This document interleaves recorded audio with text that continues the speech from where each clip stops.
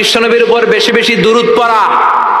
বিশ্বনবী বলতেন জুমার দিন শ্রেষ্ঠ দিন, এই দিন আমার উপর বেশি বেশি দুরূদ পড়ো। ফাইন্না সালাতাকুম মা'রুদাতুন আলাইয়া, কেননা তোমরা যে আমার উপর দুরূদ পড়ো, কিয়ামতের আমি মরে যাওয়ার পরে এই দুরূদগুলো কে পাঠিয়েছে তার নাম, তার বাবার নাম সহ ফেরেশতারা আমার কবরে দিয়ে আসে।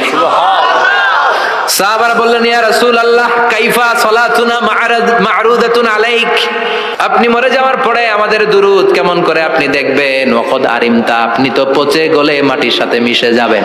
বিশ্বনবী বলেন ইন্নাল্লাহা হাররামা আলাল আরদি আন তাকুলা আজসাদাল আম্বিয়া, নবীদের লাশকে খেয়ে ফেলা, নবীদের লাশকে পচিয়ে ফেলা জমিনের সব মাটির জন্য আল্লাহ হারাম করে দিয়েছে। নবীদের লাশ পচে না, নবীদের লাশ গলে না।